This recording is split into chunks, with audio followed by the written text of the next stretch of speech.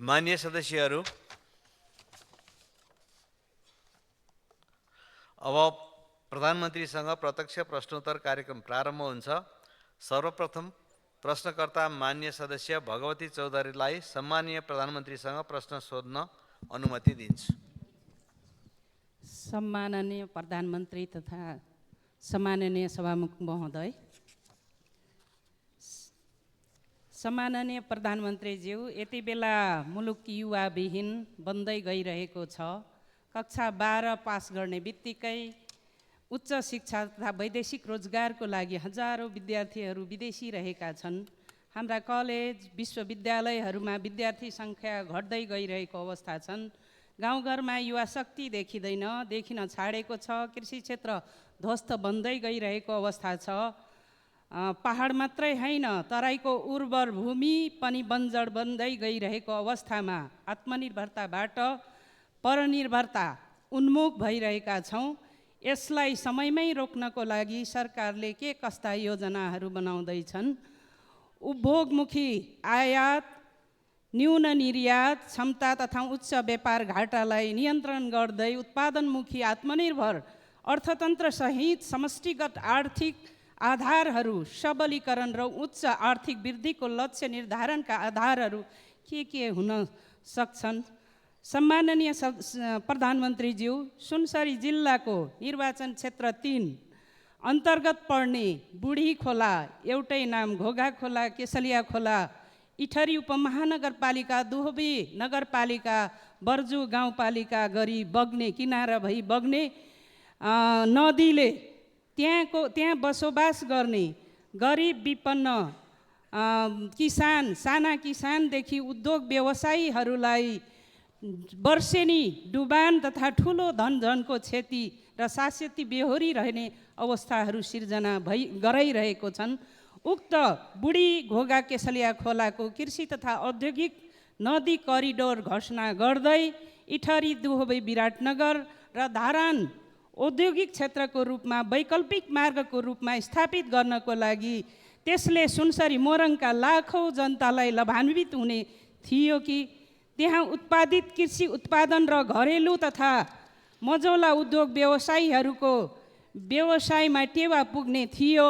यस विषयमा सरकारको के कस्ता योजनाहरू रहेका छन्? सम्मान्य प्रधानमन्त्री मार्फत सम्बन्धित मन्त्रालय, राष्ट्रिय योजना आयोग समेतलाई सकारात्मक सोच र योजनाहरूको अपेक्षा गर्दछु। नेपाल सरकार, प्रदेश सरकार, स्थानीय तह लगायत 165 वटा निर्वाचन क्षेत्रमा आउने योजना तथा कार्यक्रमहरू जनताको माग मुद्दा अनुसार कसरी तयार भइरहेको छ सम्मान्य प्रधानमन्त्रीज्यू? र यसैसँगै आज एसईई परीक्षामा भाग लिने सम्पूर्ण विद्यार्थी भाइ बहिनीहरूलाई सफलताको शुभकामना दिन चाहन्छु। धन्यवाद। जान मिल्दैन। अब सम्माननीय प्रधानमन्त्री केपी शर्मा ओलीलाई उक्त प्रश्नको जवाफ दिन अनुमति दिन्छु। सम्माननीय सभामुख महोदय,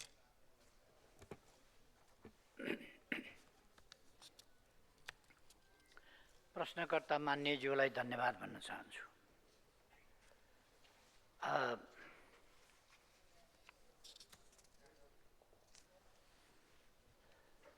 मुलुक युवाविहीन बन्दै गइरहेको छ भनेर सुरु गर्नुभएको छ प्रश्न। युवाविहीन बन्दै गइरहेको होइन, ठुलो सङ्ख्यामा युवाहरू बाहिर जानुभएको छ।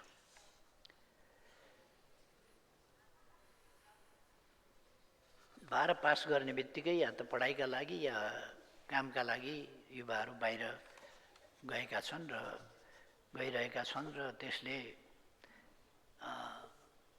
राम्रो नतिजातर्फ डोर्याइरहेको छैन भन्ने उहाँको प्रश्न। युवाहरू बाहिर जाने बाध्यता पनि केही होला, केही मान्यज्यूले नै प्रश्नमा भन्नुभएको छ।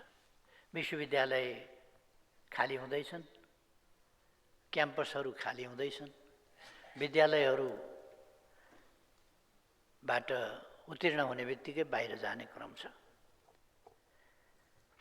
कतिपय ठाउँमा विद्यालयहरूमा पनि भर्ना सङ्ख्या घट्दो छ। विश्वविद्यालय यहाँ पढाइको गुणस्तर पनि यहाँ पढेका यहाँका कलेज पढेका विद्यार्थीहरूले दुनियाँका कलेजहरूमा प्रतिस्पर्धा पनि गरेका छन्, राम्रो नतिजा पनि ल्याएका छन्। पढाइ अत्यन्तै कमजोर छ भन्ने मात्रै होइन, हामीले आफूलाई चाहिँ जसरी पनि एउटा हिन्ताबोधी ग्रन्थमा राख्नुपर्ने वा आफ्नो उपलब्धिलाई न्यून देखाउनु पर्ने पनि आवश्यकता हुँदैन। हाम्रो देशको पढाइको स्तर त्यस्तो नराम्रो अथवा त्यो दुनियाँमा प्रतिस्पर्धा गर्नै नसक्ने खालको छैन। फी स्ट्रक्चर अत्यन्त सस्तो छ अन्त कहीँ भन्दा, र बाहिर गएर यहाँको भन्दा धेरै गुणा बढी शुल्क तिरेर खर्च गरेर पढ्नुपर्ने हुन्छ। यहाँ त्यही शिक्षा, त्यसै लेभलको त्यही कोर्स पढ्न छोडेर बाहिर जानु हुँदैन। यसमा हामीले नयाँ पिँढीलाई सुशिक्षित गर्नु जरुरी छ। हामीले नयाँ पिँढीलाई बताउनुपर्छ कि यहीँ अवसर छँदैछ भने, अवसर नहुँदा बेग्लै कुरा हो, अवसर हुँदाहुँदै पनि बाहिर जाने प्रवृत्ति राम्रो होइन। देशलाई माया गर्न सिकाउनुपर्छ, आफ्नो देश बनाउने कुरा सिकाउनुपर्छ। अर्को, बाहिर जाने प्रवृत्ति अथवा बाहिर जाने बाध्यता, बाहिर जाने परिस्थितिलाई रोक्नका निम्ति सरकार गम्भीर छ, विभिन्न प्रकारका कार्यक्रमहरू ल्याइराखेका छ। र अहिले युवाहरूलाई रोजगारीको मात्रै होइन, हामीले उद्यमशीलताको कुरो गरिरहेका छौँ, उद्यमशील हुन सिकाइरहेका छौँ र उद्यमशील हुन मद्दत पनि गरिरहेका छौँ। उद्यमशील हुनका लागि आवश्यक पर्ने आर्थिक प्रबन्धको कुरा होस् अथवा प्राविधिक प्रबन्धको कुरा होस्, जस्ता कुराहरूमा सरकारले सघाइ पनि रहेको छ। सस्तो ब्याज दरमा ऋण दिने जस्ता कुराहरू र स्टार्टअप अनेक सुरु गर्ने जस्ता कुराहरू, महिला उद्यमीहरूका लागि जन स्टार्टअपका कुराहरूमा प्राथमिकता दिने, यी कुराहरू भइरहेका छन्। र यसलाई अझ प्रभावकारी बनाउन एउटा जागरणको हिसाबले र अर्को व्यवस्थापनका हिसाबले, दुईटै हिसाबले सरकार त्यसमा लागिरहेका छ। अहिले संसार अलिक साँघुरो जस्तो बनेको छ, एउटा ग्लोबल भिलेज भन्ने चलन छ। व्यवसाय, रोजगारी र अध्ययनका लागि जतिसुकै विकसित र धनी देशका नागरिक पनि आफ्नो रुचिअनुसार विदेश जाने सिलसिला हुन्छ, त्यसलाई हामी बलजफ्ती रोक्न पनि सक्दैनौँ। र केही बाहिर जाने कुरा त स्वाभाविकै हो, अलिक ठुलो सङ्ख्यामा बाहिर जाने कुरा भइरहेको छ भन्ने कुरा हो। र मान्यज्यूको प्रश्नमै आएको छ कि खेतहरू बाह्रै बन्जर भइराखेका छन्। खेत छ, त्यहाँ उत्पादन गर्न पर्ने ठाउँमा त्यो छोडेर ऋण काटेर बाहिर जानु अनि तल्लो बाटोबाट अमेरिका पुग्नु र निष्कासन भएर आउनु, यो उचित तरिका होइन। त्यस कारण यसमा चाहिँ चेतनाको कमी देखिन्छ। त्यो चेतनाको कमीलाई पनि कम गर्नुपर्छ भनेर मैले अघि नै भने, चेतना वृद्धि गर्न जरुरी छ। र यसमा एउटा चाहिँ के छ भने नकारात्मक सोचको फैलावट, यो पनि भएन, त्यो पनि भएन, केही हुँदै भएन, व्यवस्था परिवर्तन भयो, अवस्था परिवर्तन भएन भन्ने भाष्य जुन क्रिएट गर्न खोजिएको छ, त्यसले यस देशमा केही हुँदैन, यो देश बन्दैन जस्ता कुराहरू जो लान खोजिएका छ, त्यसले कलिलो मस्तिष्कमा एउटा देशप्रति वैराग्य, निराश भाव, त्यो कुराहरू पनि फैलिएको छ। त्यसले गर्दाखेरि यस्ता कुराहरू सचेत नागरिकले, सचेत हुँ भन्ने तर गम्भीरतापूर्वक यस्ता विषयहरूलाई लिएर सकारात्मक सोचको वृद्धि गर्नुपर्ने, आत्मविश्वास जगाउनु पर्ने, आफ्नो देश आफूले बनाउनु पर्छ भन्ने भावना, देशभक्ति जगाउनु पर्ने। त्यसअनुसार काम नहुँदा देशमा बस्नु गौरवको विषय होइन, विदेश जानु गौरवको विषय बनाउने खालका सोचहरू, त्यस प्रकारका प्रचारहरू आदि कुराहरूले पनि यस नकारात्मक ट्रेन्डलाई अलिक बढाइरहेको छ, जसलाई हामीले रोक्नुपर्छ। अर्को कुरा, बाहिर अध्ययनका लागि जाने कुराले हाम्रा युवाहरूको प्रतिस्पर्धी क्षमता पनि वृद्धि गरेको छ र युवाहरूले केही गुणस्तरीय शिक्षा प्राप्त गर्ने जुन इच्छा हो त्यसमा पनि राम्रै भएको छ। हाम्रा सबै क्याम्पसमा उत्तिकै गुणस्तरीय शिक्षा छैन भने ती ठाउँहरूबाट अर्को ठाउँमा जानु उहाँहरूको अधिकारको कुरा पनि हो।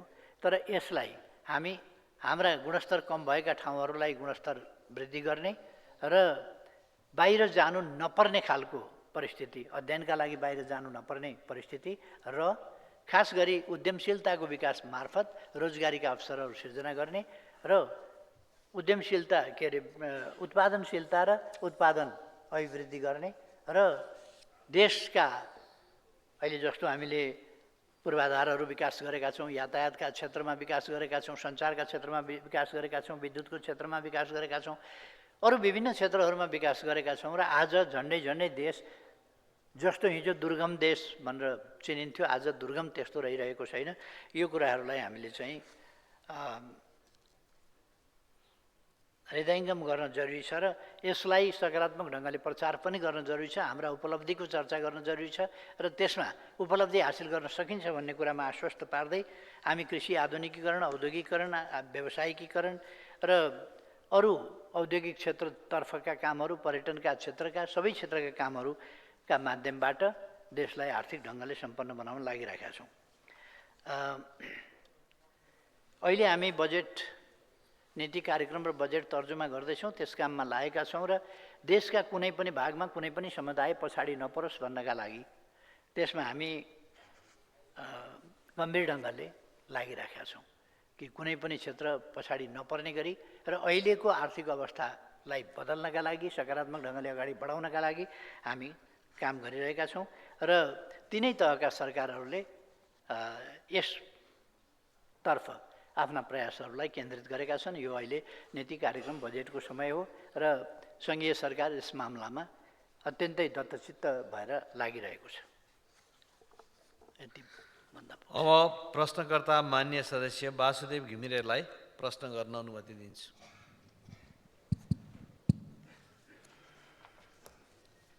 सम्मान्य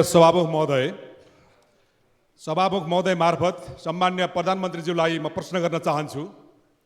हामीहरूकै आग्रह अनुसार सरकारले चालु आर्थिक वर्षको नीति तथा कार्यक्रममा लुम्बिनीमा बर्थिङ हब निर्माण गर्ने विषय समावेश गरेको थियो।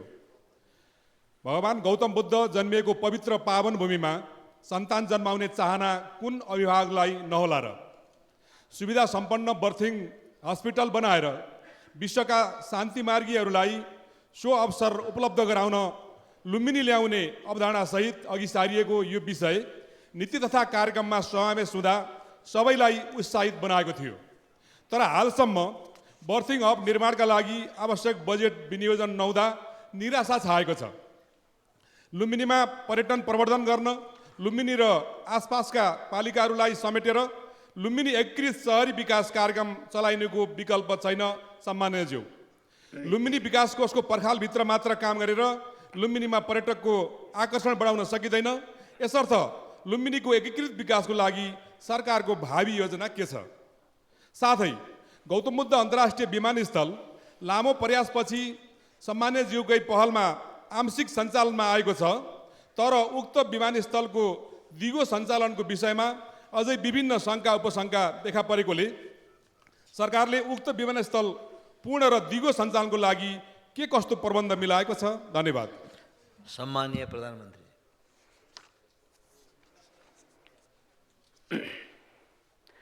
मातृ शिशुको स्वास्थ्य अवस्था सुधार गर्न सरकारले सङ्घ, प्रदेश र स्थानीय तहका अस्पताल एवं स्वास्थ्य संस्थाहरूबाट विभिन्न कार्यक्रमहरू सञ्चालन गर्दै आएको कुरा सर्वविदितै छ। यसमा अहिले लगभग 72 वर्षको लाइफ एक्सपेक्टेन्सी जुन पुगेको छ यो यत्तिकै होइन। यसमा खास गरी बाल मृत्युदर घटेर यस काममा सरकारले पाएको सफलता, देशले पाएको सफलताबाट यो हुन गएको। हामीले धेरै महत्त्व दिएका छौँ यी विषयहरूमा र जहाँसम्म अब अरू पक्षहरू त साथीहरूलाई थाहा छ, हेलिकप्टरबाट ल्याएर भए पनि, हस्पिटल पुर्याएर भए पनि कसरी सुरक्षित मातृ शिशुको सुरक्षा गर्न सकिन्छ र सुरक्षित ढङ्गले प्रजनन सेवा उपलब्ध गराउन सकिन्छ भनेर हामीले सेवा नपुगेका ठाउँबाट हेलिकप्टरमा ल्याएर पनि सेवा उपलब्ध गराउन कोसिस गरेका छौँ। जहाँसम्म मान्यजीले लुम्बिनी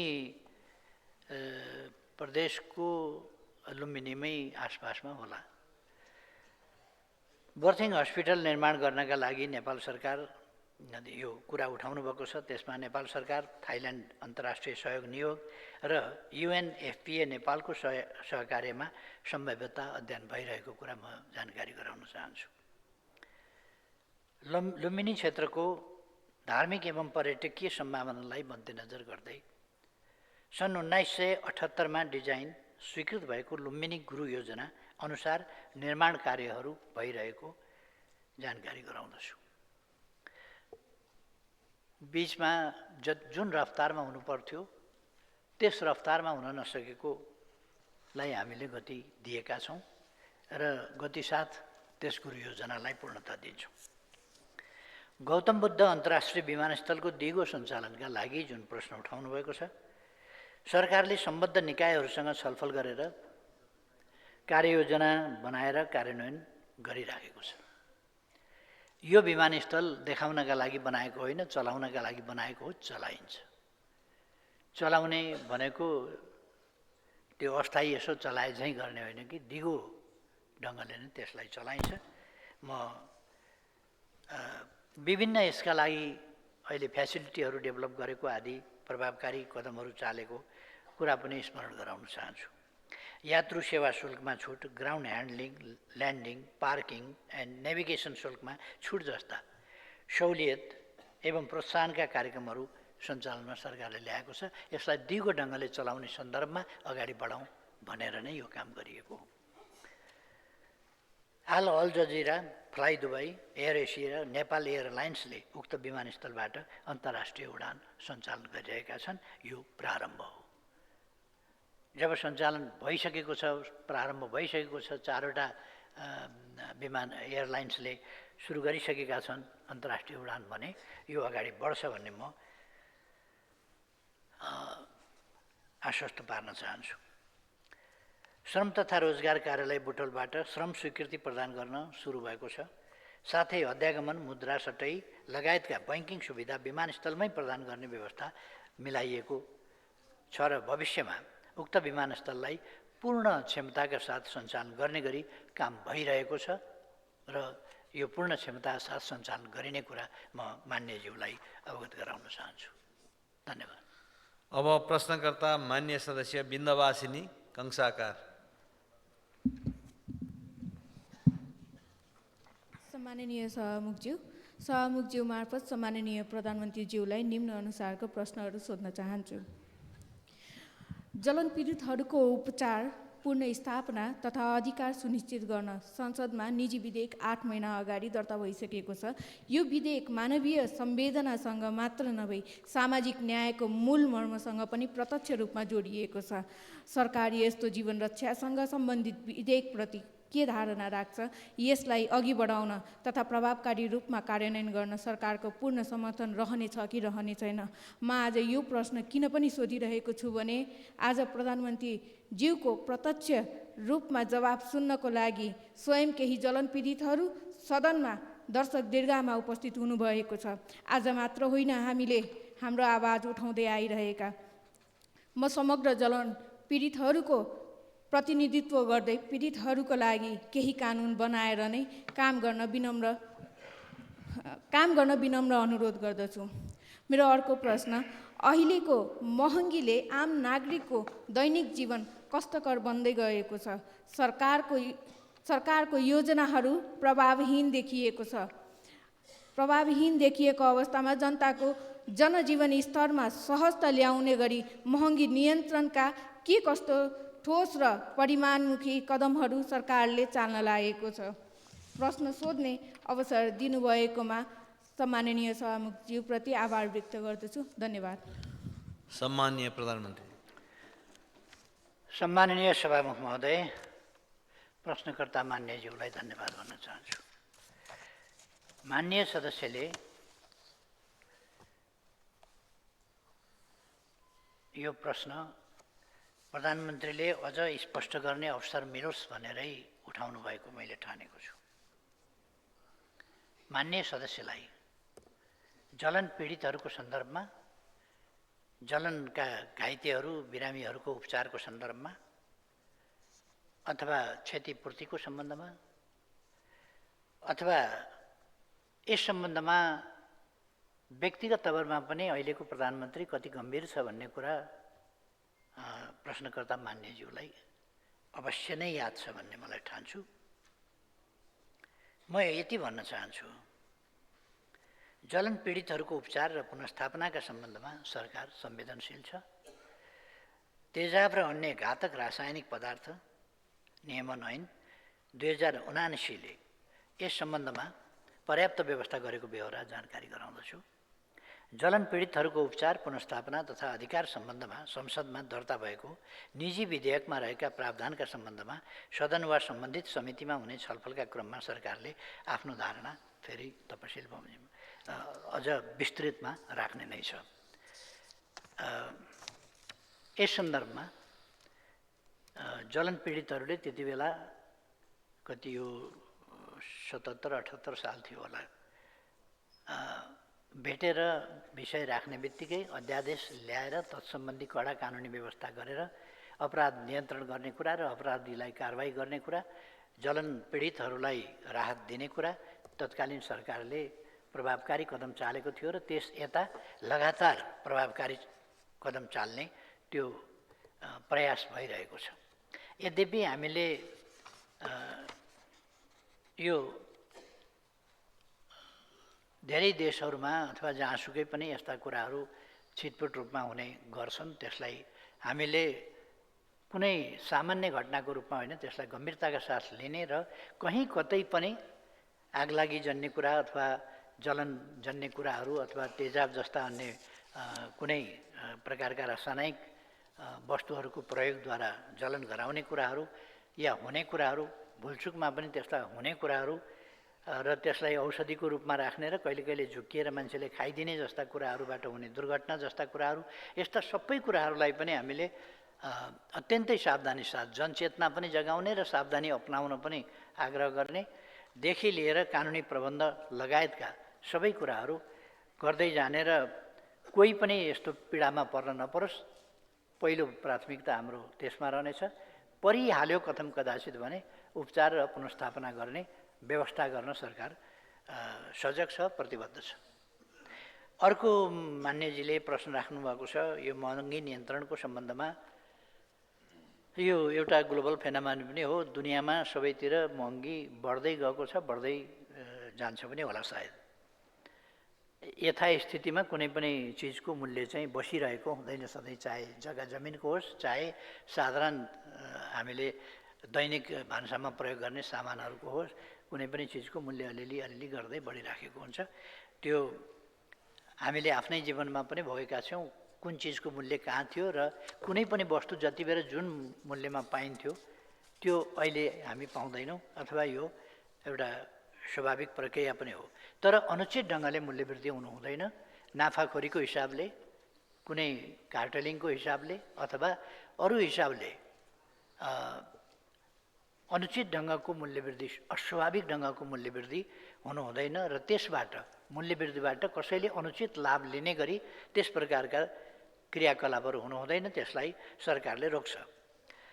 र यसमा सरकार प्रतिबद्ध छ। आम नागरिकको दैनिक जीवनसँग जोडिएका उपभोग्य एवं प्रयोगमा आउने सामग्रीहरूको सहज र सुलभ आपूर्ति व्यवस्थापनका लागि बजार अनुगमनलाई नियमित रूपमा सञ्चालन गरिएको छ। दुर्गम क्षेत्रमा अत्यावश्यक खाद्य वस्तुहरूको आपूर्तिको व्यवस्था मिलाइएको छ ताकि अस्वाभाविक ढङ्गले त्यहाँ फेरि मूल्य वृद्धि नहोस्, काला बजारी नहोस् जस्ता कुराहरूलाई ध्यानमा राखिएको छ। बजारमा कृत्रिम अभाव सिर्जना गर्नेलाई कारबाही गर्न बजार अनुगमन समिति सक्रिय बनाइएको छ। यसले मूल्य वृद्धि नियन्त्रणमा सहयोग पुर्याएको छ। तर पनि अब सन्तोषजनक स्थिति भन्न सकिँदैन, कतिपय ठाउँमा प्रश्न उठेका छन्। ती कुराहरूलाई सरकारले गम्भीरताका साथ ध्यान दिन्छ, सकारात्मक ढङ्गले ती सुझावहरूलाई लिन्छ र उपभोक्ता अधिकारको संरक्षण र न्यायिक निरूपणका लागि भर्खरै उपभोक्ता अदालतको स्थापना गरेर सञ्चालनमा ल्याइएको छ। यसले अदालतले पनि यस्ता कुरा नियन्त्रण गर्नमा मूल्य वृद्धि वा मूल्य वृद्धि अनुचित ढङ्गले हुनका पछाडिका कारणहरू खोज्ने र नियन्त्रण गर्ने कुरामा मद्दत पुर्याउनेछ भन्ने म ठान्दछु।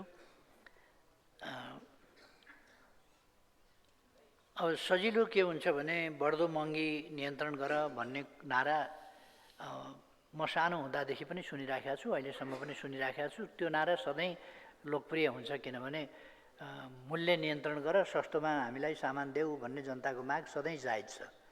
त्यसकारण यो लोकप्रिय नै हुन्छ, यो नारा जहिले पनि लोकप्रिय हुन्छ। अब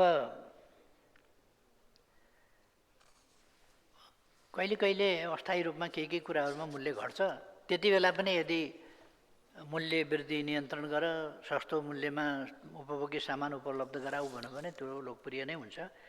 त्यो हामीले बुझ्नुपर्छ। अब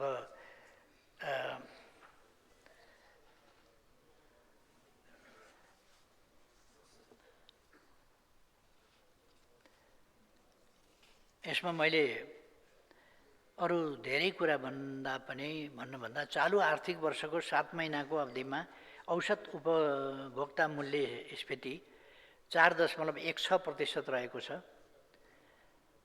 अघिल्लो वर्षको सोही अवधिमा मुद्रास्फीति 5.01% रहेको थियो। यस अर्थमा मुद्रास्फीति स्थिर छ मात्रै होइन कि सकारात्मक छ भनेर बुझ्नुपर्छ। र चालु आर्थिक वर्षको लागि सजगतापूर्ण लचिलो मौद्रिक नीतिको कार्यदिशा अपनाइएको छ र त्यसलाई हामी निरन्तरता दिनेछौँ। साथै अनिवार्य नगद अनुपात र बैंक दरलाई समेत समायोजन गरिएको छ। यसबाट अधिक तरलता नियन्त्रण भई उपभोक्ता मुद्रास्फीतिलाई वाञ्छित सीमाभित्र राख्न सहयोग पुग्ने अपेक्षा गरिएको छ। अत्यावश्यक वस्तुहरूको भन्सार दर घटाउने तथा महँगीमा प्रत्यक्ष असर गर्ने वस्तुहरूमा कर छुट प्रदान गर्ने नीतिलाई निरन्तरता दिइनेछ। कृषि उत्पादन वृद्धिका लागि अनुदान र सहुलियत ऋण प्रदान गर्ने कार्यलाई पुनः मूल्याङ्कन गरी यथोचित ढङ्गले त्यसलाई निरन्तरता र व्यवस्थापन दुईटै गरिनेछ। यसबाट खाद्य आपूर्तिमा स्थिरता, कृषिजन्य उपजको उत्पादनमा वृद्धि, कृषिजन्य उत्पादनको आयात व्यवस्थापन साथै मूल्य स्थिरता कायम गर्न समेत सहयोग पुग्नेछ।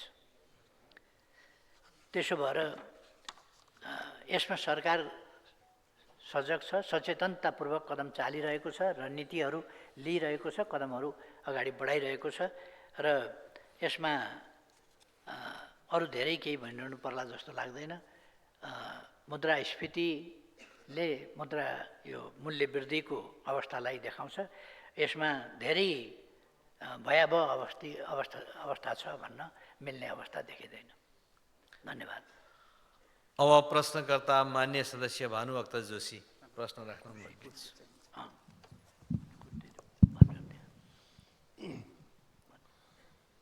सम्माननीय सभामुख महोदय, सम्माननीय प्रधानमन्त्रीज्यूलाई मेरो प्रश्न यस प्रकार छ। प्रश्न नम्बर 1, यो कोभिड पछि बन्द भएका नेपालको उत्तरी सीमा तिब्बतसँग जोडिएका धेरै सीमा नाकाहरू खुलिसक्दा पनि बझाङ जिल्लाको उरै ताग्लाकोट मानसरोवर नजिकको सीमा नाका अहिलेसम्म नखुलेको हुँदा कहिलेसम्म खुल्छ होला, जनतालाई आश्वस्त पारिदिन हुन प्रधानमन्त्रीलाई अनुरोध गर्न चाहन्छु। सम्माननीय प्रधानमन्त्रीज्यू, हाम्रो बझाङ जिल्ला लगायतका वरपरका ठाउँको अवस्था के छ भने देवी देवताको विशेष पूजा गर्न पनि मानसरोवरको जल ल्याउनु पर्ने अवस्था हो। 6 वर्ष भइसक्यो, अहिलेसम्म विशेष पूजा मान्छेले गर्न पाएका छैनन्। परम्परा कस्तो छ भने देवी देवताको काम गर्नको लागि कैलाश मानसरोवर, पृथ्वीको काम गर्नको लागि हरिद्वार प्रयाग भन्ने चलन छ। 6 वर्षसम्म जनताले त्यो पूजाआजा गर्न पाएका छैनन्। त्यसैले त्यो नाका कहिले खुल्छ होला? साथै उक्त उरै ताग्लाकोट नाका नेपालको सबभन्दा छोटो नाका। अहिले 2टा सडकहरू हामीले खुटिया दिपाइल उरै चनपुर उरै ताग्लाकोट सडक बनाइरहेका छौँ, त्यस्तै सेती लोकमार्ग बनाइरहेका छौँ र त्यो नाकालाई थाई नाका बनाउने योजना के छ? म सम्माननीय प्रधानमन्त्रीज्यूलाई अनुरोध गर्न चाहन्छु।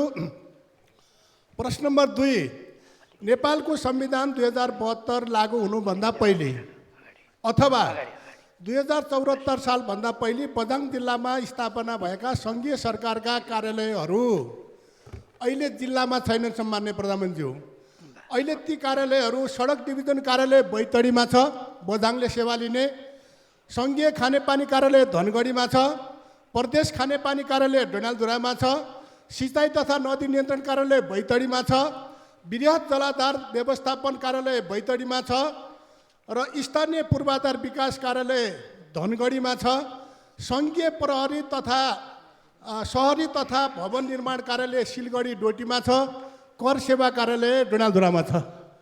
अब बझाङ जिल्लाले सेवा पाउनुपर्ने यी कार्यालयहरू यति टाढा रहेको हुनाले अहिले कमसेकम खानेपानीका 400वटा खानेपानी योजनाहरू छन् र ती सबै उपभोक्ताले सम्झौता गर्न, पेस्की लिन, सबै काम गर्न धनगढी र डडेलधुरा आउनुपर्ने अवस्था छ। त्यसो भएको हुनाले मेरो अनुरोध के छ भने सम्माननीय सभामुख महोदय मार्फत यी सबै विकास कार्यालयको एउटा कुनै छाता कार्यालय बनाएर र त्यसका अरू कार्यालयको इकाइ कार्यालय बनाउनका लागि सरकारको के योजना छ, म प्रधानमन्त्रीजीलाई अनुरोध गर्न चाहन्छु।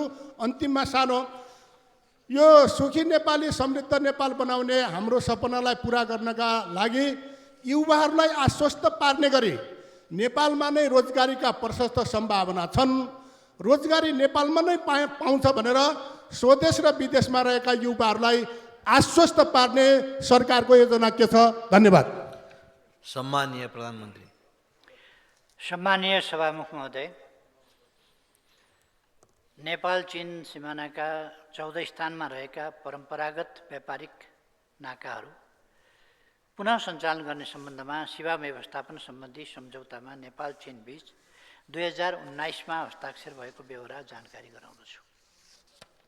सोही बमोजिम चीनसँग सीमा जोडिएका जिल्लाका नेपाली नागरिकहरूलाई चीन आवागमन अनुमति पत्र उपलब्ध गराउने सम्बन्धी कार्यविधि 2081 कार्यान्वयनमा ल्याइएको छ। उल्लेखित 14 नाकाहरूमध्ये उरै भन्ज्याङ बझाङ पनि रहेको छ। सो नाका सुचारू गर्न सम्बन्धित निकायहरूसँग समन्वय एवं कूटनीतिक तवरमा पहल भइरहेको छ। अलिक उचाइमा भएको हुनाले अस्ति हिउँ परेको हुनाले आवागमन भएन कि, नत्र यो खोल्ने सम्बन्धमा कुराकानी भइसकेर यो 14वटा खोलिएका नाकाहरूमध्ये यो पनि पर्छ। प्राविधिक हिसाबले कुनै कारण परेको होला, त्यसमा ध्यानाकर्षण गराउनुमा भएकोमा धन्यवाद छ। तर यी नाकाहरू खोल्ने सन्दर्भमा यो कार्यविधिहरू बनाएर चीन सरकारसँग कुरा गरेर नाकाहरू खुलाइएको कुरा मान्यज्यूलाई जानकारी रहेछ, धन्यवाद भन्न चाहन्छु।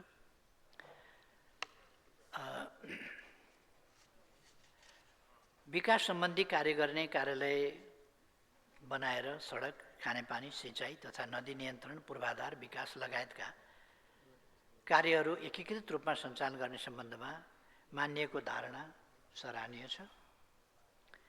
हाल स्थानीय तहबाट कतिपय सेवाहरू यसै अनुरूप प्रदान भइरहेकै छन्।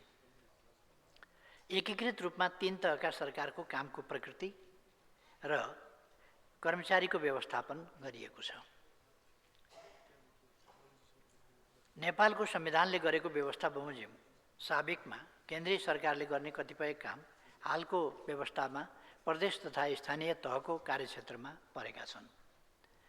3 तहकै सरकारले जिल्लामा छुट्टा छुट्टै कार्यालय स्थापना गरी सेवा प्रदान गर्न सम्भव नहुने हुँदा केही जिल्ला कार्यक्षेत्रमा रहने गरी डिभिजन कार्यालयहरू मार्फत सेवा प्रदान हुँदै आइरहेको छ। नेपालमा नै रोजगारी प्राप्त गर्न सकिने विश्वास दिलाउन सरकारले दुईटै हिसाबले, एउटा यथार्थ रूपमा वैचारिक हिसाबले मानिसलाई मानसिक रूपले तयार गर्ने कुरा र अर्को व्यवहारिक कदमहरूद्वारा त्यसमा आश्वस्त पार्ने कुरा गर्दै आएको छ। यस सम्बन्धमा अघिल्लै प्रश्नको जवाफको प्रसङ्गमा मैले काफी कुरा भनिसकेका छु। विभिन्न कार्यक्रमहरू सञ्चालन गरेर त्यसलाई सम्बोधन गर्न पनि खोजिएको छ। रोजगार कार्यक्रम 75-76 देखि हालसम्म करिब 8 लाख सूचीकृत बेरोजगारले रोजगारीको अवसर प्राप्त गरेका छन्। तर यो पर्याप्त हो भन्ने कुरा होइन, यो न्यून हो। तर सरकारले सक्दो प्रयास गरेको कुरा मैले खालि जानकारी गराउन खोजेको हुँ। त्यसै गरेर आन्तरिक रोजगारीका कार्यक्रम अभिवृद्धि गर्नका लागि विभिन्न कार्यक्रमहरू सञ्चालन गर्ने उद्देश्यले आगामी 10 वर्षका लागि आन्तरिक रोजगार प्रवर्धन दशक भनेर घोषणा गरिएको छ। तर आन्तरिक रोजगार दशक भनेर त्यो कार्यान्वयन हुन त्यसरी मात्रै सक्दैन। त्यसकारण त्यसलाई उद्यमशीलताको विकास र रोजगारी प्रवर्धन भन्ने कुरा हामीले राखेका छौँ र उद्यमशीलताको विकास र रोजगारी प्रवर्धन, उद्यमशीलताको विकास बिना रोजगारी प्रवर्धन हुन सक्दैन। त्यसकारण यसलाई समेत जोडेर अगाडि बढाउन जरुरी छ र यो दशकलाई उद्यमशीलताको विकास र रोजगारीका अवसरहरू वृद्धि गर्ने दशकको रूपमा हामीले लिएका छौँ। धन्यवाद। अब प्रश्नकर्ता मान्य सदस्य बिना कुमारी थनैत प्रश्न गर्न सक्नुहुन्छ।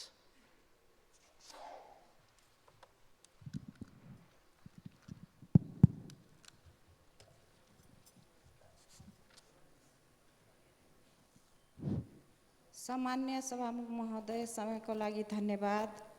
सम्माननीय प्रधानमन्त्रीज्यूलाई मेरो प्रश्न यस प्रकारको छ। थारूहरू यस देशका धरतीपुत्र आदिवासी हुँदाहुँदै 2063 सालको अन्तरिम संविधानमा कानुनद्वारा विशेष व्यवस्था गरिने छुट्टै वर्गका रूपमा समेटिएनन्। थारूहरूका लागि आरक्षणको व्यवस्था हुन सकेन। अझ आदिवासी जनजाति मधेसी अन्तर्गत राखियो। सम्माननीय सभामुख महोदय, हाल आएर नेपालको संविधान 2072 सालले थारू र मुस्लिमलाई छुट्टै स्वतन्त्र क्लस्टरका रूपमा राखेको छ। यसै विषयमा सर्वोच्च अदालतको मिति 2079 साल माघ 24 गते नै प्रधानमन्त्री तथा मन्त्री परिषदको कार्यालयमा फैसलाको 9 महिनाभित्र कानुन व्यवस्था लगायत आवश्यक सम्पूर्ण प्रबन्ध मिलाएर परमादेशको आदेश जारी गरेको 24 महिनाभन्दा बढी समय बितिसक्दा सो फैसला कार्यान्वयनका लागि सर्वोच्च अदालतका तर्फबाट पत्राचार र हालै फागुन 5 गते सक्त ताकेता पत्र जारी भइसक्दा समेत जिम्मेवार निकाय किन मौन छ? सो अनुसार निजामती सेवा ऐन लगायत अन्य सेवा सम्बन्धी ऐन कानुनहरू अझै किन जारी हुन सकेको छैन? 2064 सालबाट आरक्षण लागू आएदेखि हालसम्म आइपुग्दा यो 17 वर्षसम्म संविधानले सुनिश्चित गरेको सबै संवैधानिक हक नपाएको क्षतिपूर्ति कसरी बेहोर्ने? यसको क्षतिपूर्ति का भरण गर्न केही वर्षसम्म थारू समुदायको लागि हाल समय हुन आउने आरक्षण प्रतिशतभन्दा बढी प्रतिशत कायम गरेर समायोजन गर्न समेत आवश्यक देखिन्छ। यस सम्बन्धमा सरकारको धारणा के छ? यसरी संविधानले मौलिक हकका रूपमा सुनिश्चित गरेको हकको कार्यान्वयन र न्याय उपचारको लागि तत्परताका साथ आवश्यक कानुन व्यवस्था नगरी विलम्ब गरेर सरकारले आरक्षण प्रक्रिया किन अझ जटिल बनाउँदै लगिरहेको हो? यो सरकार गठन भएको 8 महिना अवधि नेपाल सरकारबाट विभिन्न निकायमा हुन नियुक्ति समानुपातिक समावेशी प्रतिनिधित्वको सम्बन्धमा मधेसी, थारू, मुस्लिम र दलित वर्ग समावेश भएको आँकडा के छ? धन्यवाद। सम्माननीय प्रधानमन्त्री। सभामुख महोदय, प्रश्नकर्ता मान्यज्यूलाई धन्यवाद भन्न चाहन्छु। सङ्घीय निजामती सेवाको गठन, सञ्चालन र सेवाका शर्त सम्बन्धमा व्यवस्था गर्न बनेको विधेयक 2080 संसदको राज्य व्यवस्था समितिमा दफार छलफल भइरहेकै छ। उक्त विधेयक पारित भई सङ्घीय निजामती सेवा ऐन जारी भए पश्चात थारू तथा मुस्लिम लगायतका अन्य पक्षहरूको आरक्षण लगायतका विषयहरू सम्बोधन हुनेछन्। हालको निजामती सेवा ऐनमा समेत थारू समुदायलाई आदिवासी समुदायमा राखी आरक्षणको अवसर प्रदान गरिएको छ। वर्तमान सरकार गठन भए पश्चात नेपाल सरकार मन्त्री परिषदबाट विभिन्न सार्वजनिक पदहरूमा नियुक्ति गर्ने क्रममा समावेशी सिद्धान्तलाई अब अवलम्बन गरिएको कुरा म मान्यज्यूलाई अवगत गराउन चाहन्छु। धन्यवाद। अब प्रश्नकर्ता मान्य सदस्य भीम प्रसाद आचार्य।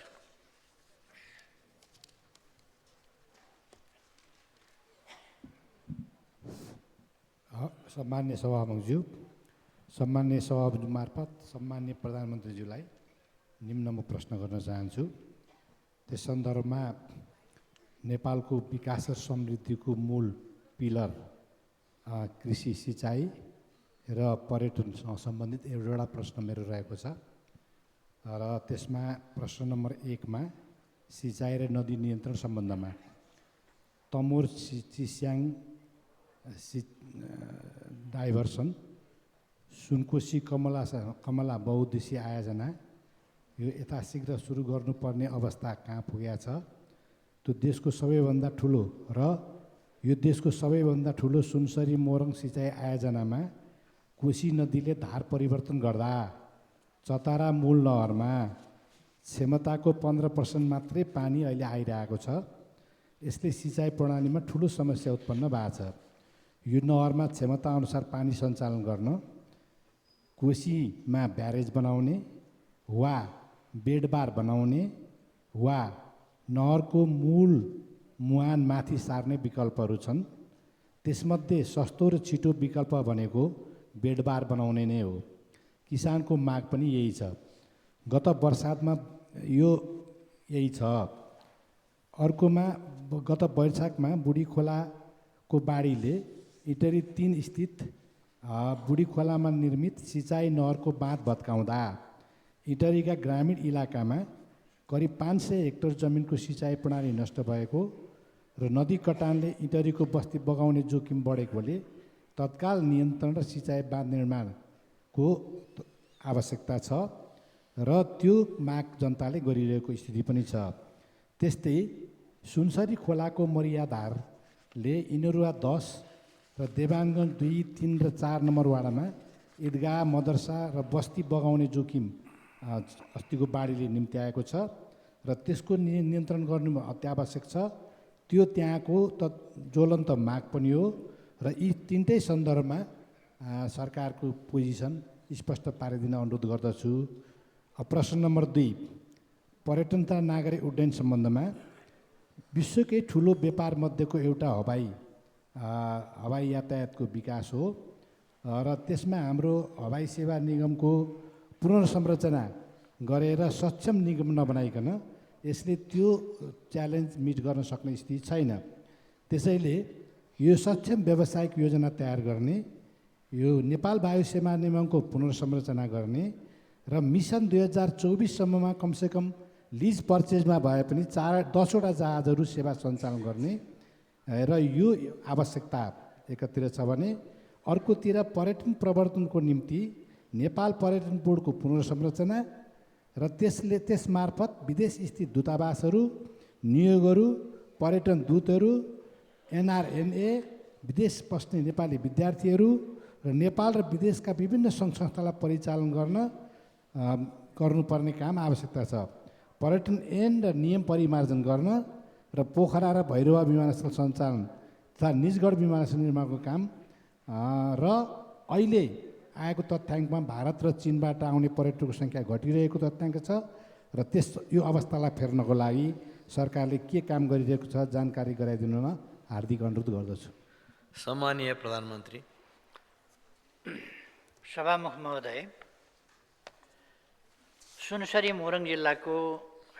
मोरङ जिल्लाको करिब 68,000 हेक्टर जमिन सिँचाइ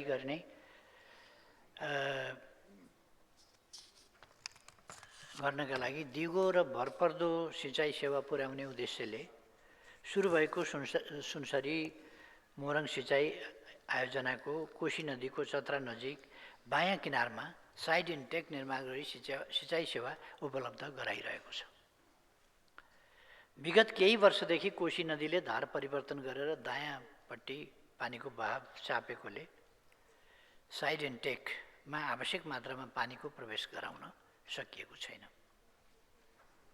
तर आयोजनाले प्रत्येक हिउँदमा अस्थायी बाँध बाँधेर यथासम्भव पानी इन्टेकमा प्रवेश गराई सिँचाइ सुविधा पुर्याउँदै आएको छ। स्थायी प्रकृतिको संरचना निर्माण गरी दिगो तवरले वर्षैभरि पानी सञ्चालन कसरी गर्न सकिन्छ भनी विभिन्न विकल्पहरूमा अध्ययन भइरहेको छ। प्राविधिक र आर्थिक रूपले सम्भाव्य विकल्पको छनौट गरी कार्य अगाडि बढाइनेछ। साथै यस आयोजना अन्तर्गतका सिञ्चित क्षेत्र बचावट सम्बन्धी कार्यहरू पनि प्राथमिकताको आधारमा कार्यान्वयन भइरहेको छ। सुनसरी स्थित बुढीखोला नियन्त्रणका सम्बन्धमा मैले यसअघि नै जवाफ प्रस्तुत गरिसकेका छु। मान्यज्यूले उठाउनु भएको दोस्रो प्रश्नका सम्बन्धमा नेपालमा हवाई यातायातको विकासका लागि सरकारी क्षेत्रबाट सञ्चालित नेपाल वायु सेवा निगमको व्यवस्थापनमा कुशलता बढाउन आवश्यक व्यावसायिक कार्ययोजना निर्माण गरी सुधारका काम अगाडि बढाइएको छ। नेपालमा पर्यटन प्रवर्धनका लागि नेपाल पर्यटन बोर्डको पुनर्संरचना गरी विदेश स्थित नेपाली दूतावासहरू, नियोगहरू, पर्यटन दूतहरू, एनआरएनए, विदेशमा बस्ने नेपाली विद्यार्थीहरू, नेपाल र विदेशका विभिन्न सङ्घ संस्थालाई परिचालन गरिएको छ। मित्र राष्ट्रहरूबाट भित्रिने पर्यटकको सङ्ख्या वृद्धि गर्न नेपाल पर्यटन बोर्ड लगायत अन्य क्षेत्रबाट प्रवर्धनका कामहरू भइरहेका छन्। पर्यटन सम्बन्धी प्रचलित कानुनलाई संशोधन र एकीकरण गर्न बनेको विधेयक सङ्घीय संसदको यसै सदनमा पेश गर्ने गरी तयारी गरिएको छ। पर्वतारोहण नियमावली संशोधन भइरहेको छ। वास्तवमा पर्यटन क्षेत्रको विकास गर्नु छ भने हवाई सेवालाई विस्तृत र प्रबल बनाउन आवश्यक छ। समग्रतामा भन्ने हो भने यस दिशामा सरकारले काम गरिरहेको छ। धन्यवाद। अब प्रश्नकर्ता मान्य सदस्य बुद्धिमान तामाङ।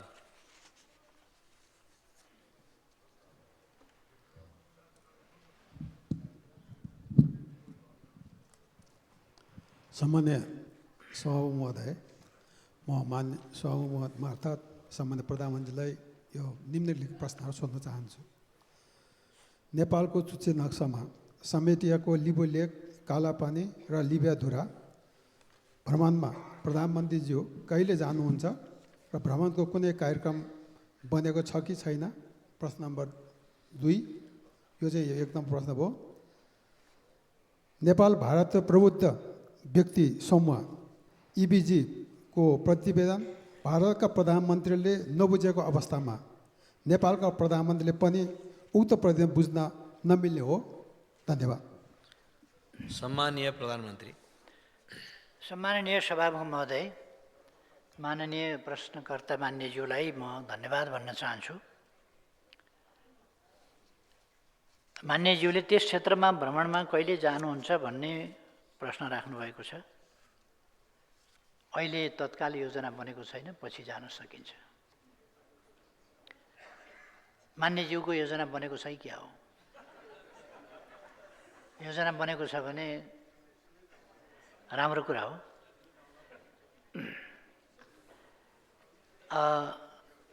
हामी सबैलाई थाहा छ 1962 ईस्वी सन् 1962 सम्म हाल नेपालको नक्सा जुन हामीले बनाएका छौँ, हाम्रो संसदले सर्वसम्मतिले त्यसलाई संविधानको अङ्गको रूपमा पनि बनाएको छ, स्वीकारेको छ र त्यो नै यथार्थ हो। यो कुरा 1962 सम्म त्यो भूभाग नेपालकै अधीनमा थियो र नेपालको नक्सा पनि तदनुसार नै थियो र तदनुसार जस्तो अहिलेको नक्सा छ त्यही बमोजिम नै पहिले पनि थियो 62 भन्दा अघि। त्यसपछि नेपालको नक्सा किन फेरियो? कसले फेर्यो? कसको सरकार थियो? कस्तो व्यवस्था थियो? कसको व्यवस्था थियो? मान्यजीलाई याद होला भन्ने म यसो याद गर्छु।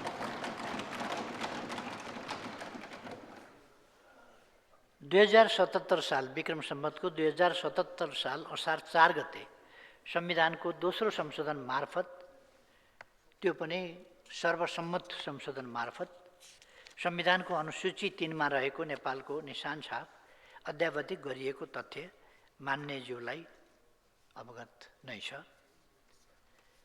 जहाँसम्म इपिजी प्रतिवेदनको कुरा छ, नेपालले नबुझ्ने भनेको छैन। इपिजीमा रहेका अथवा त्यो ग्रुपमै एमिनेन्ट पर्सन्स ग्रुप या त्यो बौद्धिक समूह उसले नै बुझाउँदाखेरि पहिले भारतका प्रधानमन्त्रीलाई बुझाउने अनि नेपालका प्रधानमन्त्रीलाई बुझाउने भन्ने समझदारी केही बनाएछ। त्यसकारण उसले भारतका प्रधानमन्त्रीलाई पहिले बुझाउन खोजेको हो। एक्लैले बुझेर, एकतर्फले मात्रै बुझेर, एकतर्फले मात्रै कार्यान्वयन गर्ने विषय होइन यो नेपाल भारत सम्बन्धका समग्र पक्षहरूलाई कसरी आजको समयअनुसार उचाइमा उठाउने, व्यवस्थित गर्ने र दुई देशको मित्रतामा कहीँ कतै प्रतिकूल असर नपर्ने गरी, कसैलाई अन्याय नहुने गरी र सबै समस्याको दिगो समाधान र सधैँका लागि समाधान गर्ने गरी प्रस्ताव गर्न, सिफारिस गर्नका लागि इपिजी निर्माण गरिएको थियो। त्यसले 2 वर्ष अध्ययन गरेर प्रतिवेदन तयार गरेको छ। यो प्रतिवेदन बुझ्ने सम्बन्धमा नेपालको तर्फबाट उच्च स्तरीय भेटघाटमा पनि कुरा उठाइएको छ र अन्य सन्दर्भहरूमा कूटनीतिक पहलहरू पनि भइरहेका छन् र उच्च स्तरमा पनि कुरा भइरहेको हो। म मान्यज्यूलाई जानकारी गराउन चाहन्छु र यो समझदारीपूर्ण ढङ्गले नै यसको समाधान खोजिनेछ, समाधान हुनेछ भन्ने कुरामा म विश्वास गर्न चाहन्छु। धन्यवाद। अब प्रश्नकर्ता मान्य सदस्य विनिता कठायतलाई प्रश्न सोध्न अनुमति दिन्छु। सम्माननीय सभामुख महोदय, सम्माननीय प्रधानमन्त्रीज्यू, अलि भर्खरै प्रधानमन्त्रीज्यूले भने जस्तै त्यही नक्साको त्यही चुच्चे नक्सामा हामीले ल्यायौँ भनेर प्रधानमन्त्रीज्यूले त्यो बेला ल्यायौँ भनेर प्रचार पनि भयो र हामी सबैजना खुसी पनि थियौँ र गर्वित पनि थियौँ कि हामीले आफ्नो भूभाग पायौँ भनेर। तर अहिले आएर त्यहाँका नागरिकसँग भेट्दा र त्यहाँका नागरिकका डकुमेन्ट्रिजहरू सुन्दा, हेर्दा र न्युजहरू हेर्दाखेरि चाहिँ त्यहाँका नागरिकलाई नेपाली हुनुमा कुनै पनि गर्वित फिल छैन। उनीहरूले भन्छन् हामीलाई नेपाल सरकारले के दिएको छ, आफ्नै गाउँ घरमा जानलाई भारतको बाटो हिँड्नु पर्ने नेपाल सरकारले हामीलाई के दिएको छ? महँगाई छ, हामी यहाँ कति महँगाईमा बसेका छौँ। हाम्रो व्यथितिको विषयमा त्यहाँ काठमाडौँको राज्यमा बसेको त्यो सरकारले नभनिदियोस् हामीलाई हामी नेपाली हौँ भनेर। हामीलाई बाटो छैन, हामी भारतको बाटो भएर आफ्नो गाउँ घरमा जाँदैछौँ। मान्य सदस्य, तपाईँको व्याख्यामा जाने हो कि यो प्रश्न नै हो सभामुख महोदय? व्याख्यामा गर्ने हो भने तपाईँले समय लिएर कति व्याख्या गर्ने त्यो गर्नु पर्यो। प्रश्न नै हो सभामुख महोदय। प्रश्नमा भने तपाईँ प्रश्न जे हो त्यो वाचनमा जानुहोस्। र त्यहाँका नागरिकले आफ्नो गाउँ घर जानलाई कहिले नेपालको बाटो प्रयोग गर्न पाउने हुन्। सँगै कर्णालीको राजमार्गको विषयमा कर्णालीको राजमार्ग नै छैन र त्यहाँको जुन बाटो छ त्यो पनि मापदण्डको विपरीतमा छ, जसलाई मृत्यु मार्गको नाममा भनिन्छ। र हामीले पनि कर्णालीवासी, मेरो कर्णालीका नागरिकले हामीले कहिले राम्रो बाटो प्रयोग गर्न पाउँछौँ। दोस्रो प्रश्न, प्रधानमन्त्रीज्यू हालचालै जुम्ला जानुभएको थियो कर्णाली प्रतिष्ठानको दीक्षान्तरणमा। त्यहाँ त्यही प्रतिष्ठानमा एउटा एमआरआई मेसिन पनि छैन प्रधानमन्त्रीज्यू, युएसजी मेसिन छैन। त्यही कर्णाली प्रतिष्ठान जसले नेपालको 13 जिल्लालाई सुविधा दिन्छ, त्यही प्रतिष्ठानमा चरम व्यथिति भएको छ। त्यो प्रतिष्ठानले कहिले न्याय पाउँछ र हामी कर्णाली बासिन्दाले कहिले सुलभ स्वास्थ्यको सुविधा पाउँछौँ। र यो त्यो कर्णाली प्रतिष्ठानले एमआरआई मेसिन जस्ता कुनै पनि सामग्रीहरू पाउँछ कि पाउँदैन त्यो पनि प्रश्न भनिदिनु होला। धन्यवाद। सम्माननीय प्रधानमन्त्री। सम्मान्य सभामुख महोदय, मान्यज्यूले उठाउनु भएको प्रश्न अलिकति त अघिल्लैमा गइसकेको छ, त्यसमा दोहोऱ्याइरहनु परेन। र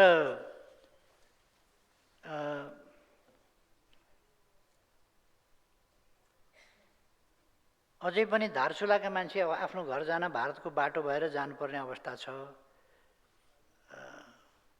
धारचुला भनेको दार्चुलाको पारिपट्टि भन्नुभएको हो।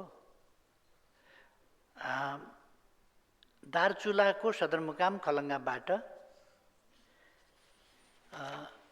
उत्तरपट्टि नेपालका छाङ्रु लगायतका गाउँहरू छन्। नेपाल सरकारलाई थाहा छ छाङ्रु जानका लागि बाटो रहेनछ। यो अहिले बाटो नभएको होइन, इतिहासदेखि नै थिएन। अहिले त्यस सम्बन्धमा तत्कालका लागि अर्को देशको बाटो भएर जान नपरोस्, आफ्नो देश आफ्नै बाटोबाट जान पाइयोस् भनेर त्यहाँका जनताहरूले माग राख्नुभएको बमोजिम त्यहाँ अहिले तत्कालका लागि कति बजेट चाहिन्छ भन्दा 5 करोड बजेट चाहिन्छ। त्यति भयो भने हामी घोडेटो बाटो बनाउन सक्छौँ र त्यो घोडेटो बाटोले पारिपट्टि गएर जानु पर्दैन। त्यसो भएर हामीलाई यता घोडेटो बाटो बनाउन सहयोग गरियोस् भनेर उहाँहरूले भने बमोजिम। 5 करोड रुपियाँ निकासा गरेर अहिले आफ्नै देशबाट आफ्नो भूभाग जाने बाटो धमाधम निर्माण भइरहेको कुरा म मान्यजीलाई अवगत गराउन चाहन्छु।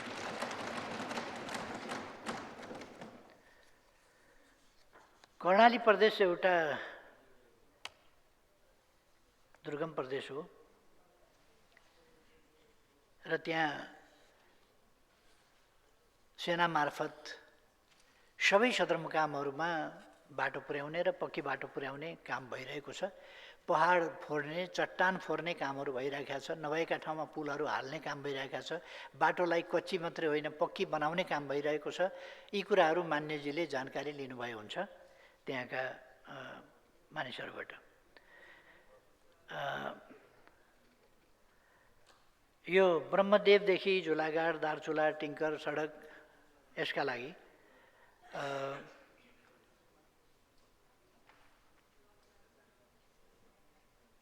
यो 43 किलोमिटर सडक निर्माण भएको रहेको यो तुषार पानीदेखि टिङ्कर नाकासम्मको कुरा मैले अघि अवगत गराउन छुट्यो होला।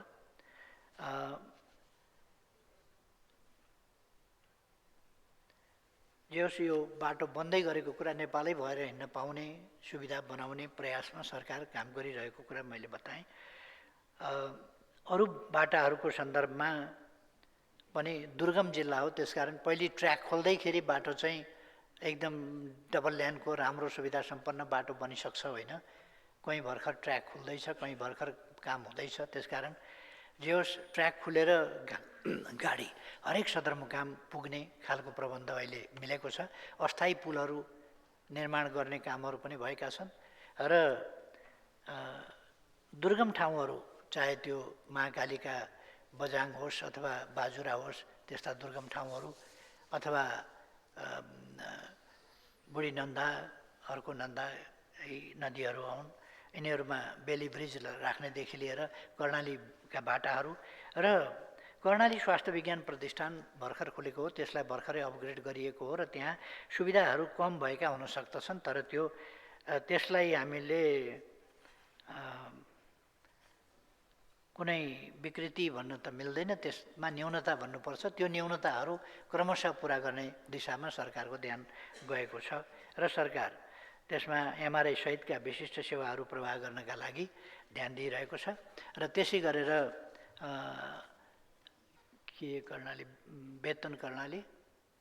वेतन कर्णालीमा त्यसको शाखा विस्तार गर्नेदेखि लिएर अरू कामहरू त्यो दैलेख जिल्लाको वेतन कर्णाली नदीको किनार त्यहाँ पनि हस्पिटल विस्तार गर्ने कामहरूमा सरकार योजनाबद्ध ढङ्गले लागिरहेको कुरा म यहाँहरूलाई मान्यजीलाई अवगत गराउन चाहन्छु। धन्यवाद।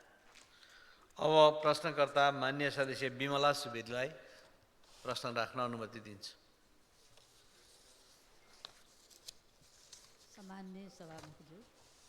सम्मान्य सभामुखज्यू मार्फत सम्मान्य प्रधानमन्त्रीज्यूलाई म प्रश्न राख्न चाहन्छु।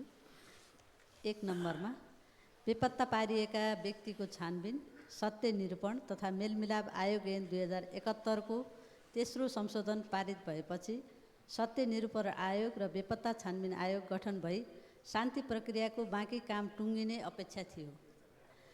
तर पनि अहिलेसम्म यी आयोगहरू गठन हुन सकिरहेका छैनन्। ऐनमा व्यवस्था भए बमोजिमका आयोगहरू किन गठन नभएका हुन्? यी आयोगहरू कहिले गठन भई आम द्वन्द्व पीडितले न्याय पाउँछन्? बेपत्ता योद्धाहरू कहिले सार्वजनिक हुन्छन्? सरकारले शान्ति प्रक्रियाका बाँकी काम टुङ्ग्याउन के काम गरिरहेको छ? म यो प्रश्न गर्न चाहन्छु। र प्रश्न नम्बर 2, काठमाडौँ उपत्यकाका महानगरसहित 21वटा नगरपालिकाको फोहोरका कारण नुवाकोटको ककनीको बन्चरे डाँडा अस्तव्यस्त छ। गाउँमा बस्न सक्ने अवस्था छैन। फोहोरका कारण क्यान्सरका बिरामीहरू दिन प्रतिदिन बढिरहेका छन्। फोहोरको समस्या समाधान गर्न जनताले पटक पटक आन्दोलन गरे पनि समस्याको समाधान अझै भएको छैन। फोहोरबाट उत्पन्न यी समस्या समाधान गर्न सरकारको के योजना रहेको छ? फोहोरको दीर्घकालीन समस्या कहिले समाधान हुन्छ? सम्माननीय प्रधानमन्त्रीज्यूसँग जिज्ञासा राख्न चाहन्छु। धन्यवाद। सम्माननीय प्रधानमन्त्री। सम्माननीय सभामुख महोदय, नेपालमा द्वन्द्वकालमा भएका घटनाका कारण पीडित भएका व्यक्ति तथा निजका परिवारका सदस्यले छिटोभन्दा छिटो न्याय प्राप्त गरून् भन्ने कुरामा सरकार संवेदनशील छ, गम्भीर छ। शान्ति प्रक्रियाको बाँकी काम टुङ्ग्याउने क्रममा आम सरोकारवालाहरूसँगको परामर्शमा बेपत्ता पारिएका व्यक्तिको छानबिन, सत्य निरूपण तथा मेलमिलाप आयोग ऐन 2071 को तेस्रो संशोधन भएको छ। हामीले यसै अधिवेशनबाट, यसै संसदबाट गरेका छौँ। साथै बेपत्ता पारिएका व्यक्तिको छानबिन आयोग र सत्य निरूपण तथा मेलमिलाप आयोगका पदाधिकारी नियुक्ति प्रक्रिया यथाशक्य छिटो सुरु गरी शान्ति प्रक्रियाको बाँकी काम टुङ्ग्याउन सरकार प्रतिबद्ध छ। यसमा अहिले पनि म प्रयासरत छु। यसमा म विपक्षी दलका नेताज्यूसँग सम्पर्क गर्न खोजिरहेको छु, तर मैले पटक पटक प्रयास गर्दा उहाँको स्वास्थ्यमा केही समस्या भएको हुनाले सम्पर्क गर्न नसक्नु भएको भन्ने जवाब पाएको छु र उहाँसँग सम्पर्क हुने बित्तिकै काम अगाडि बढाइनेछ।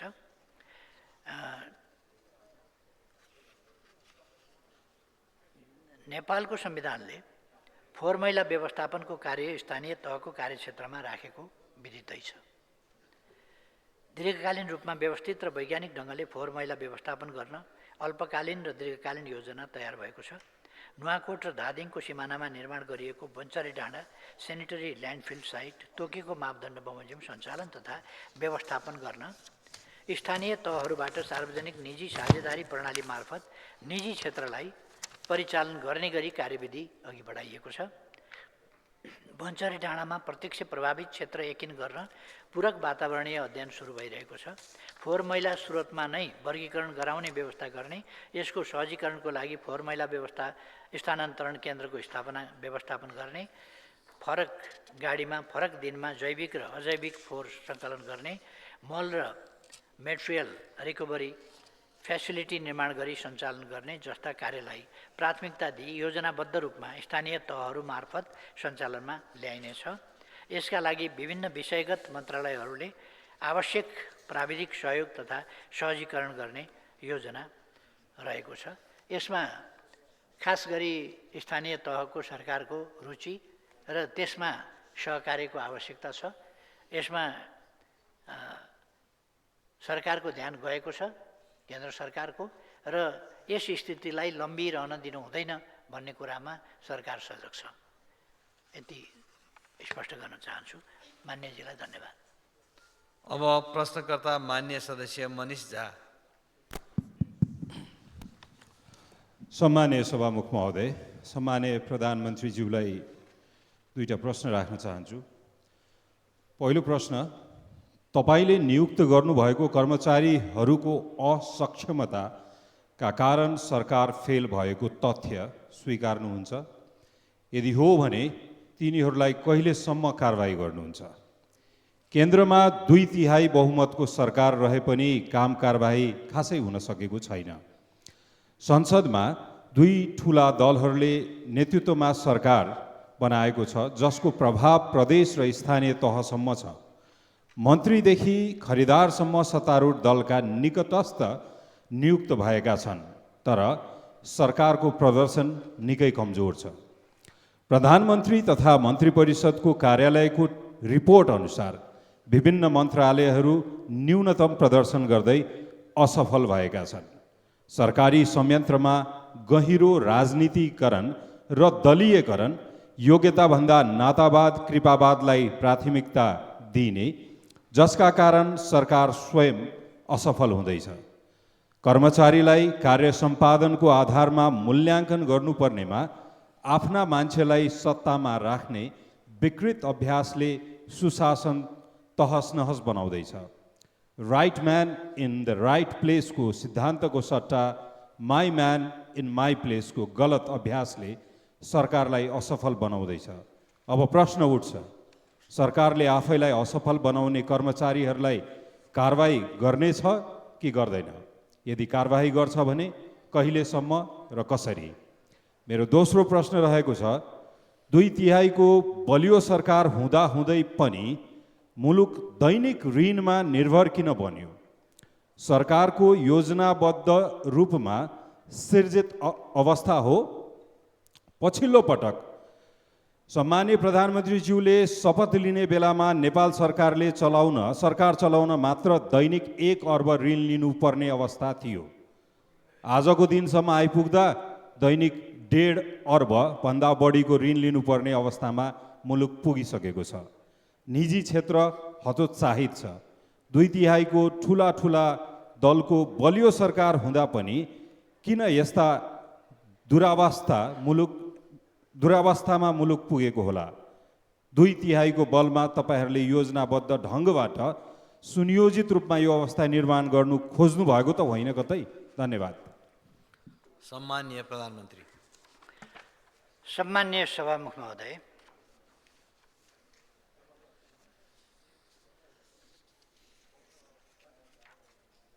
मान्यज्यूले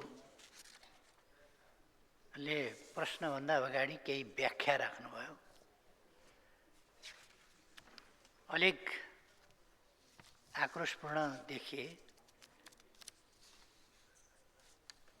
कर्मचारीहरू मैले नियुक्त गरेको होइन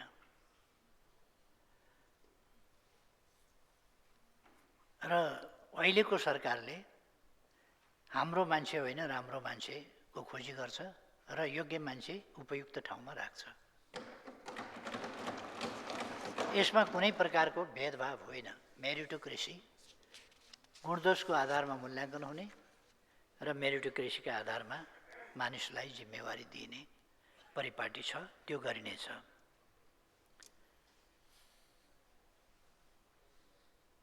आफ्ना मान्छेहरू नियुक्त गरेको भन्ने कुरा, यो आरोप सही छैन।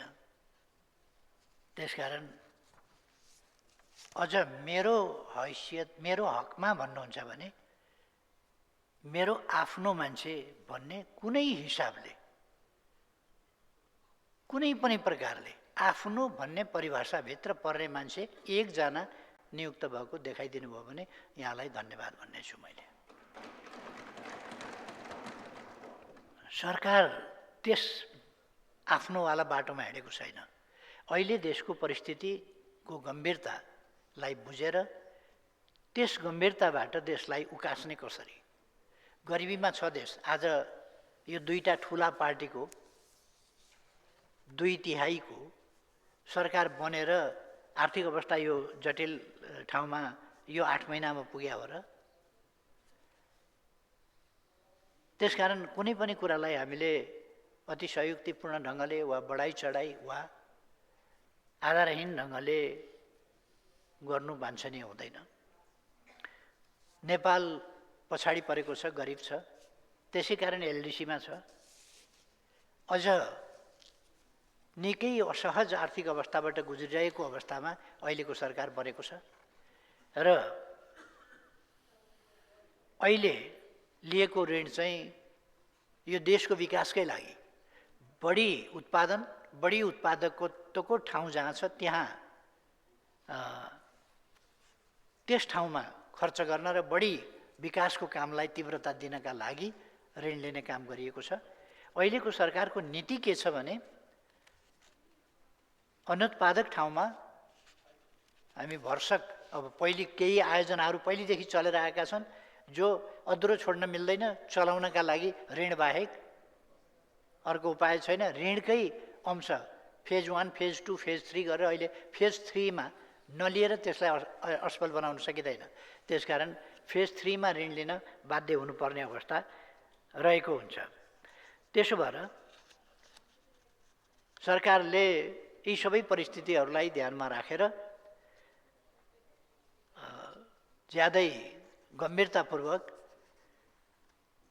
यो दयनीय अवस्थाबाट देशलाई सकेसम्म छिटो मुक्त गर्न, त्यसका लागि कर्मचारी प्रशासनलाई सक्षम दक्ष बनाउन, तालिम उपलब्ध गराउन र कमी कमजोरीहरू कहीँ छन् कि त्यस कुरालाई पनि हेपेर ढिला सुस्तीका कुराहरू त्यस सम्बन्धमा 7 दिनभन्दा बढी कहीँ कतै कुनै मन्त्रालय वा कुनै विभाग कसैले पनि फाइल अड्काएर राख्न नपाउने त्यसको निर्देशन जारी गरिएको छ र भ्रष्टाचार हुन नपाओस् भन्नका लागि विभिन्न उपायहरू अनुगमन जस्ता कुराहरू कामहरू गरिएको छ र भ्रष्टाचार नियन्त्रण र निर्मूलन गर्ने काममा सरकार लागेको छ।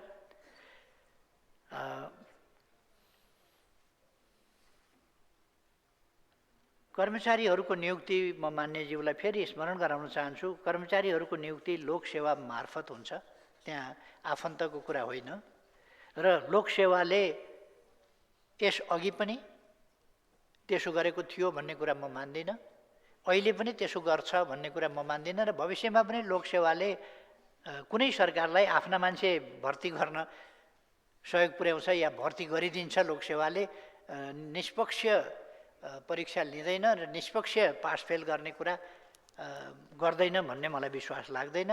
लोकसेवा आयोगबाट कर्मचारीहरू नियुक्त हुने गरेका छन्। तिनै तहमा कर्मचारीको नियुक्ति लोकसेवा आयोगको सिफारिसमा योग्यताको आधारमा गर्ने गरिएको मान्यजीलाई जानकारी अवश्य छ भन्ने लाग्छ। कर्मचारीको ज्ञान, सिप, अनुभव र कार्यक्षमताको आधारमा पदस्थापन र सरुवा गर्ने गरिएको छ। कानुन विपरीत कार्य गर्ने कर्मचारीलाई कारबाही कहिले हुन्छ भन्ने मान्यज्यूको जुन प्रश्न छ, यसमा पनि हाम्रो संवैधानिक क्षेत्राधिकार तथा कानुनी प्रबन्ध हेर्न मान्यज्यूलाई अनुरोध गर्दछु।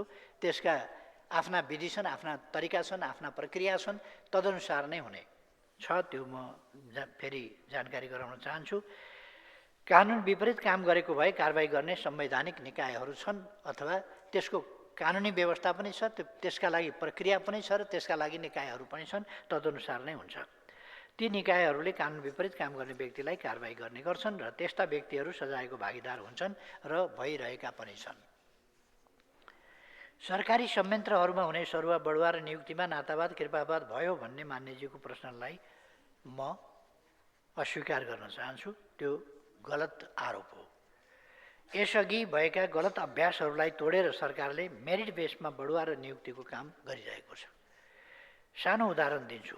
नेपाल प्रहरीका प्रमुख नियुक्त गर्दा यसअघि कस्ता कस्ता कुरा सुन्न पर्थ्यो, यसपटक त्यस्तो सुन्न देख्न परेन। अब कसैलाई रहर भएर भन्छ भने त्यो फेरि जवाफ दिनुपर्ने हुन्छ। विकास निर्माणका काममा सरकारको प्रदर्शन राम्रो नभएको भन्ने मान्यज्यूको भनाइमा पनि गत वर्ष र यस वर्षका कामको रफ्तारलाई तुलना गर्न अनुरोध गर्छु। यो सरकार आउनु अघि बुटोल नारायणघाट सडक खण्डको काम रोकिएको थियो, लामो समयदेखि रोकिएको थियो, जनताले शास्ति पाइरहेका थिए। मान्यजीलाई म केही जवाफ दिन भन्दा एकपल्ट त्यहाँ गएर निर्माण कार्यको रफ्तार, त्यहाँको गतिलाई हेर्न कष्ट गर्न सक्नुहुन्छ कि आग्रह गर्न चाहन्छु। यो सरकार मुगलिन पोखरा सडकको काम पनि हेर्नुभयो होला, त्यहाँ पनि कसरी तीव्रता दिएको छ भन्ने कुरा। कामहरूको तुलना गरेर यस्ता प्रश्न आएको भए राम्रो हुन्थ्यो भन्ने मलाई लाग्छ र प्रश्नहरू यथार्थमा आधारित प्रश्न भए राम्रो हुन्थ्यो। यथार्थमा आधारित नहुँदा जवाफ दिँदाखेरि होइन भन्नु पर्यो। कस्तो नमज्जा लाग्छ भने मान्यज्यूले भनेको कुरा अब गलत भनेपछि गलत भन्नुभयो भन्नु परेको, होइन भन्न नपरे हुन्थ्यो जस्तो लाग्छ। प्रश्नको रूपमा आइदिए जवाफ दिन सजिलो हुन्थ्यो, आरोपको रूपमा आएपछि खण्डन गर्ने बाध्यता आइलाग्छ। मान्यज्यूको दोस्रो प्रश्न छ, मुलुक चलाउन ऋण लिनु पर्यो, उद्योगी व्यवसायीहरू हतोत्साही छन्, संसारका शक्तिशाली र ठुला भनिएका देशले पनि ऋण लिन्छन्, हामीले पनि ऋण लिन्छौँ।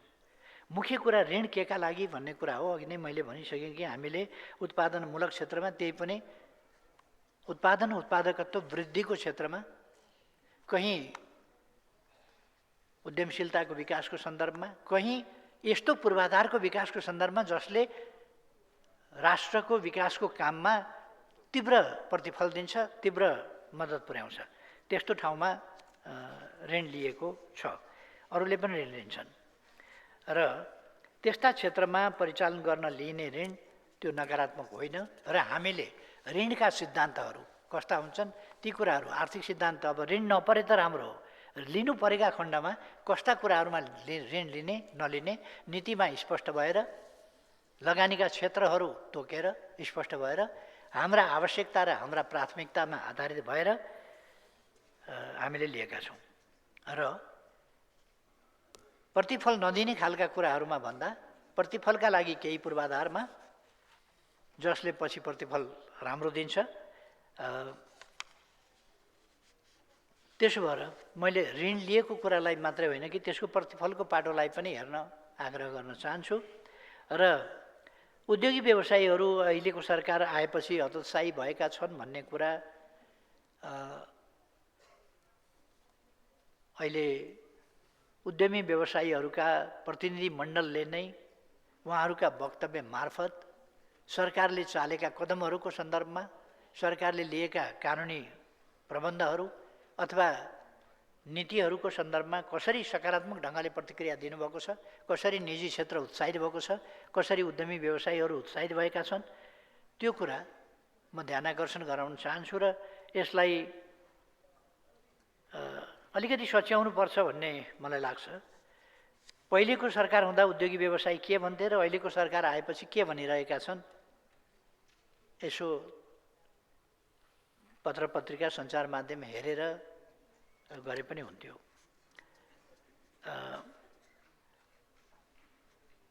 उहाँहरूकै सार्वजनिक बाइटहरू हेर्न सुन्न पनि म आग्रह गर्न चाहन्छु के भनिरहनु भएको छ उहाँहरू यथार्थमा।